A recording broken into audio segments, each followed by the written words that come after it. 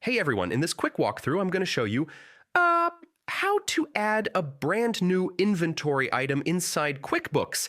This is the updated 2026 flow, so yeah, let's get right into it. So first, from your main dashboard, go over to the left menu and click Sales. Then right under that, you'll see the Products and Services option. Go ahead and open that up. Up in the top right corner, you'll see a button that says New. Just click that, and a small menu pops up. Choose Inventory Item from the list.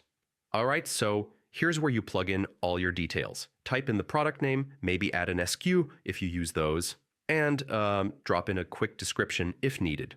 It doesn't have to be fancy, just whatever helps you track the item. Scroll a bit and look for the quantity on hand section. Enter how many units you currently have, the date you're starting tracking, and then set your reorder point so QuickBooks can warn you when stock gets low. Next, add what you normally pay for the item and what you plan to sell it for. QuickBooks uses these numbers for your profit tracking, so yeah, try to keep them accurate. Make sure the expense account and income account look right for your setup.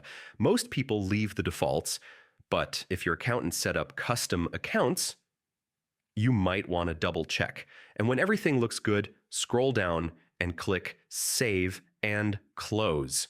That's it. Your new inventory item is officially added and ready to use. So yeah, that's the whole process for adding an inventory item in QuickBooks. Hope this helped. Feel free to replay any step if you need to, and I'll see you in the next one.